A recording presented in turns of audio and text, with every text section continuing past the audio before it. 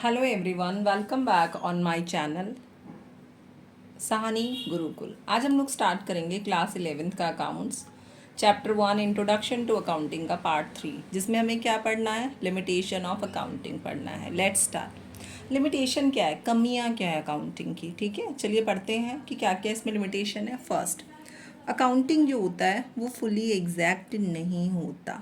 Accounting is not fully exact. क्यों नहीं होता?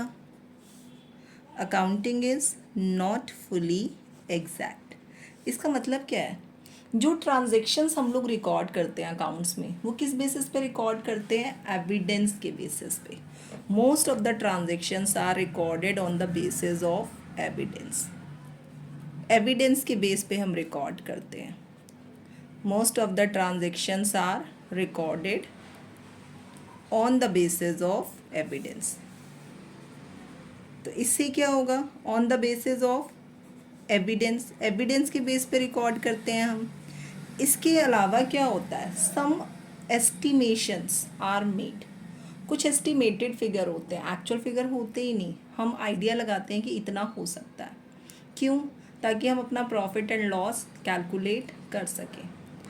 ठीक है, तो yet some estimates are made, some estimates. तो हम लोग क्या करते हैं? अंदाज़ा लगाते हैं। एस्टिमेट्स आर मेड टू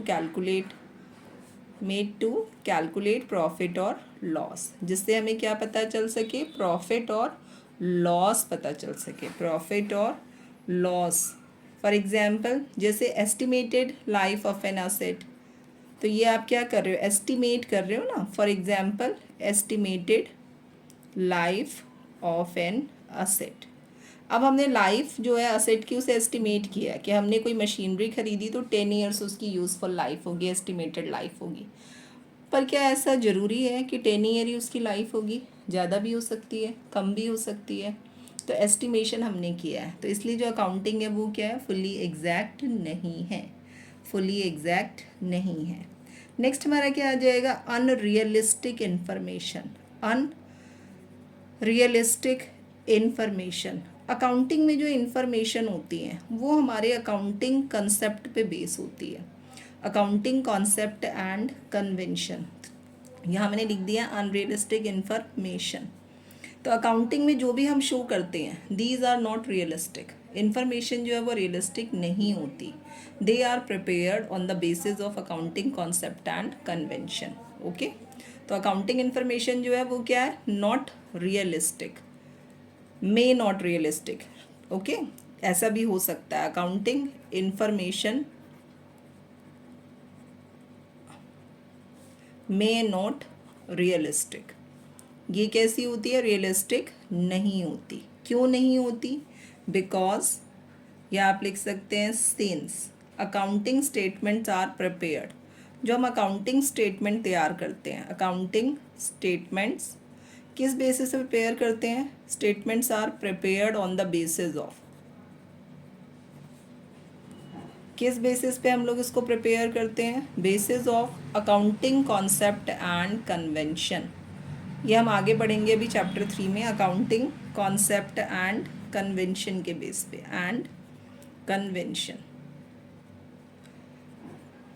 तो अकाउंटिंग कॉन्सेप्ट एंड कन्वेंशन के बेस पे हम लोग क्या करते हैं? जैसे कि हम लोग ले लेते हैं गोइंग कंसर्न कॉन्सेप्ट। एग्जाम्पल क्या है? जैसे हम लोग क्या करते हैं गोइंग कंसर्न कंसेप्ट में, हम लोग क्या करते हैं? गोइंग कंसर्न कंसेप्ट, एक गोइंग कंसर्न कंसेप्ट होता है जिसमें हम ये एज्यूम करते हैं business will continue for a foreseeable future. For a foreseeable future, चलता ही रहेगा बिजनेस। तो ये क्या है? गोइंग कंसर्न कॉन्सेप्ट है, जिसमें हम क्या एज्यूम करते हैं? It is taken that business will continue, कि जो हमारा बिजनेस होगा, बिजनेस विल कॉन्टिन्यू फॉर, कैसे चलता रहेगा? फॉर अ फॉरसीएबल फॉरसीएबल फ्यूचर, यानी फ्यूचर में ये चलता ही रहेगा, कभी ख़त्म नहीं होगा। बिजनेस जो होगा वो गोइंग कंसर्न पे बेस्ड है, चलता ही रहेगा, हम ये मान के चलते हैं। पर क्या ऐसा होगा कभी कि कभी ख़त्म ही ना हो बिजनेस? तो ये चीज़ क्या है, अनरियलिस्टिक है, अनरियलिस्टिक इन्फॉर्मेशन है। थर्ड हमारा क्या आता है, accounting ignores qualitative element. Accounting क्या करता है, इग्नोर कर देता है किसको, क्वालिटेटिव एलिमेंट को, क्वालिटेटिव एलिमेंट। हमने पढ़ा है पीछे कि अकाउंटिंग जो होता है वो सिर्फ मॉनेटरी एस्पेक्ट को रिकॉर्ड करता है। Accounting only records monetary aspect, सिर्फ मॉनेटरी एस्पेक्ट को रिकॉर्ड करता है, जबकि जो क्वालिटेटिव एस्पेक्ट होते हैं like quality, skill of management, hard work of employ, इनको नोट डाउन नहीं करता। तो क्या ये अकाउंटिंग का क्या है, ये एक तरह का डीमेरिट है, उसका लिमिटेशन है। तो अकाउंटिंग ओनली रिकॉर्ड, अकाउंटिंग क्या करता है, accounting only record the monetary transaction, only record the monetary transaction, सिर्फ मॉनेटरी ट्रांजेक्शन को रिकॉर्ड करता है।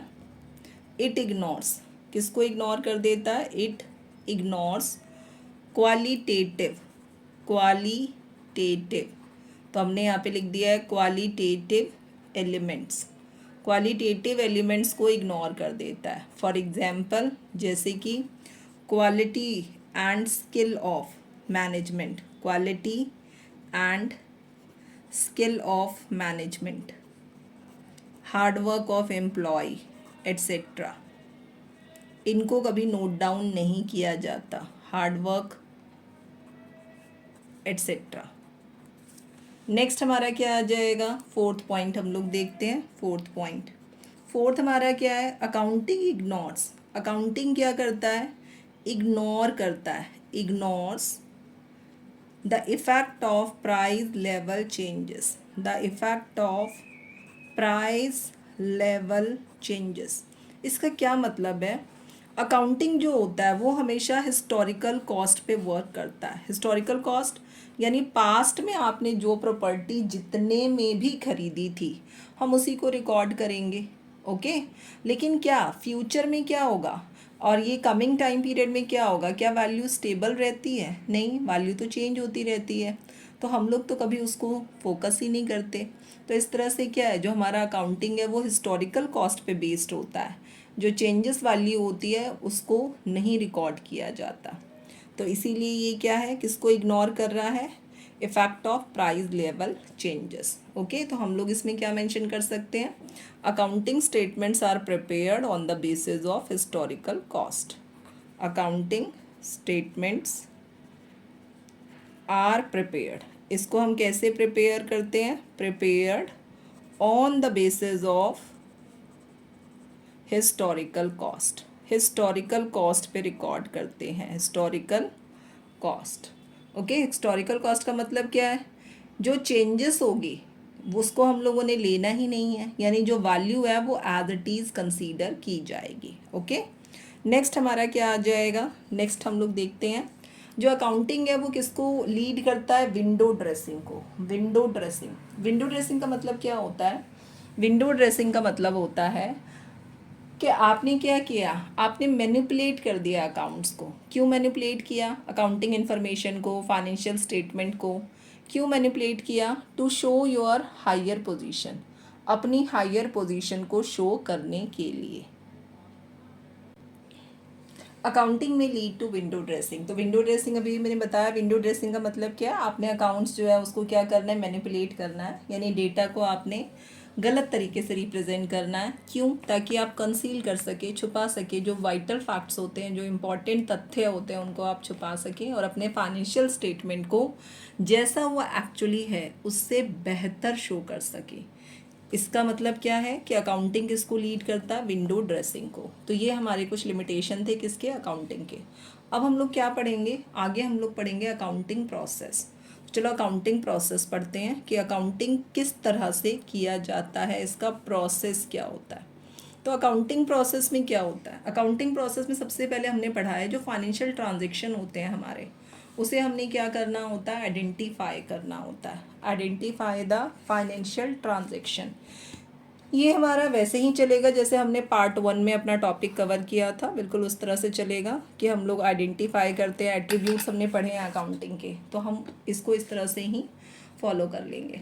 तो सबसे पहले हम लोग क्या करेंगे, सबसे पहले हम करेंगे आइडेंटिफाई फाइनेंशियल ट्रांजैक्शन। तो आप इसको लिख सकते हैं financial transaction and events, financial transactions and events. तो जो भी आपके फाइनेंशियल ट्रांजैक्शन एंड इवेंट्स होंगे, फाइनेंशियल ट्रांजैक्शन लाइक आपने रॉ मटेरियल परचेज़ किया, आपने फ्रेट चार्जेस पे किया, वेजेस पे किया, ये सब क्या है, ये सब फाइनेंशियल ट्रांजैक्शन है। फाइनेंशियल ट्रांजैक्शन को जब हम नोट डाउन कर लेते हैं, इसके बाद हम इसे क्या करते हैं, आइडेंटिफाई करने के बाद हम लोग क्या करते हैं, इसे रिकॉर्ड करते हैं। ओके, आइडेंटिफाई करने के बाद हम इसे रिकॉर्ड करते हैं। तो अब हम क्या करेंगे, रिकॉर्डिंग करेंगे। तो आगे हम देखते हैं, हमने इसे क्या कर दिया, रिकॉर्ड कर दिया, रिकॉर्डिंग। अब रिकॉर्डिंग करने के बाद हम लोग क्या करेंगे, रिकॉर्डिंग का स्टेप क्या होता है, रिकॉर्डिंग में आप क्या क्या कर सकते हो। तो रिकॉर्डिंग में हमने पहले पढ़ा है कि हम रिकॉर्डिंग में जो होता है ना, जर्नल प्रिपेयर करते हैं। क्या प्रिपेयर करते हैं हम, जर्नल। लेकिन रिकॉर्डिंग में और भी बहुत कुछ आ सकता है। जैसे रिकॉर्डिंग में आप जर्नल प्रिपेयर करेंगे, जर्नल। जर्नल क्या होता है हमारा, प्राइमरी जो रिकॉर्डिंग की जाती है वो किस में की जाती है, जर्नल में की जाती है। जर्नल में आपका क्या क्या कवर हो जाएगा, जर्नल का ही आपका जो कवर होगा रिकॉर्डिंग में वो आ जाएगा आपका cash book, purchase book, sales book, cash book, purchase book, sales book.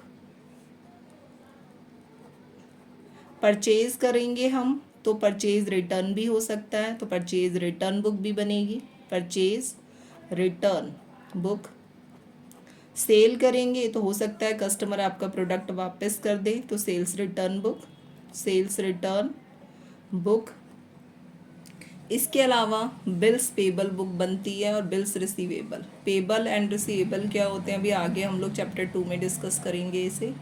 Bills payable book and bills receivable book, bills receivable book, payable book and receivable book. इसके अलावा हमारा एक बनेगा जर्नल प्रॉपर, जर्नल प्रॉपर।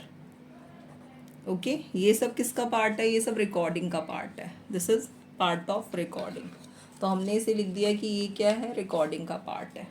अब हम क्या करेंगे, recording के बाद हम लोग क्या करते हैं, जब रिकॉर्डिंग हो गया हमारा तो हम इसके बाद क्या करेंगे, लेज़र पोस्टिंग करेंगे। तो इसके बाद क्लासिफिकेशन, दैट मीन्स क्लासीफाइंग।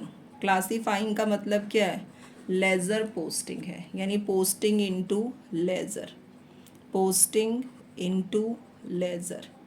यहाँ तक हो गया हमारा काम, पोस्टिंग इनटू लेज़र हो गया। जब आपने लेज़र में पोस्ट कर दिया तो वहाँ हमने क्या पढ़ा था, इसके बाद एट्रीब्यूट्स में समराइजिंग पढ़ा था। समराइजिंग में हमें क्या प्रिपेयर करना होता है, ट्रेडिंग अकाउंट, जिससे हमें पता चलेगा gross profit and gross loss. इसके बाद हमने क्या प्रिपेयर करना है, प्रॉफिट एंड लॉस अकाउंट, जिससे हमें पता चलेगा net profit, net loss. And balance sheet, balance sheet हम क्यों प्रिपेयर करते हैं, बैलेंस शीट हम प्रिपेयर करते हैं ताकि हमें फाइनेंशियल पोजीशन पता चल सके कि हमारे बिजनेस में कितने असेट हैं और कितनी लायबिलिटीज़ हैं। तो समराइजिंग में हमने लिख दिया समराइजिंग। समराइजिंग में हमारा जो फर्स्ट बनेगा वो बनेगा trading and profit and loss account, trading and profit and loss account. Same attributes he copy कर रही हूँ मैं एक तरह से, प्रॉफिट एंड लॉस अकाउंट। ये क्या है आपका, इसको हम फाइनेंशियल स्टेटमेंट भी कहते हैं। क्या कहते हैं, फाइनेंशियल स्टेटमेंट। नेक्स्ट जो हमारा बनेगा वो बनेगा बैलेंस शीट। क्या बनेगा, बैलेंस शीट बनेगा, बैलेंस शीट। ओके, इसके बाद समराइजिंग के बाद हम लोगों ने क्या पढ़ा था वहाँ पे, analysis and interpretation and communicate the information to various users. तो हमारा यही स्टेप फॉलो होके क्या बन जाता है, अकाउंटिंग प्रोसेस बन जाता है। तो इसके बाद हम लोग चल रहे हैं एनालिसिस एंड इंटरप्रिटेशन में। तो ये हमने लिख दिया analysis and interpretation. Analysis and interpretation में आपने क्या करना है, जो वेरियस यूज़र्स हैं उनके लिए आप डेटा प्रिपेयर कर रहे हैं। ठीक है, डेटा को आपने प्रिपेयर किया, देन आप उसे क्या करेंगे, कम्युनिकेट कर देंगे। वेरियस यूज़र्स को क्या करेंगे, कम्युनिकेट कर देंगे। अब आपके वेरियस यूज़र्स कौन कौन से हैं, internal users and external users. तो internal users and external users को आपने क्या करना है, कम्युनिकेट कर देना है। तो ये हमने लिख दिया है communicate to various users, communicate to various users. तो ये आ गया communicate to various users. Data आपने क्या करना है, कम्युनिकेट कर देना है। इसी के साथ हमारा जो पार्ट 4 है, पार्ट 4 हमने क्या क्या कवर किया है, पार्ट 4 में हमने कवर किया है limitation of accounting and accounting process. Okay, next हमारा जो वीडियो है, पार्ट 3 है ये हमारा। नेक्स्ट वीडियो जो आएगा पार्ट 4 आएगा। पार्ट 4 में हम लोग कवर करेंगे आगे के topic, like branch of accounting में क्या क्या है, and book keeping, accounting, accountancy क्या होता है। तो आई थिंक नेक्स्ट क्लास में जो ये वाला चैप्टर है हमारा कंप्लीट हो जाएगा, नहीं तो 1-2 पार्ट्स में कंप्लीट हो जाएगा। वीडियो अच्छा लगे तो वीडियो को लाइक कर लीजिए, चैनल को सब्सक्राइब कर दीजिए और ऐसे ही वीडियो वॉच करते रहिए। मिलते हैं नेक्स्ट वीडियो में। Thanks for watching.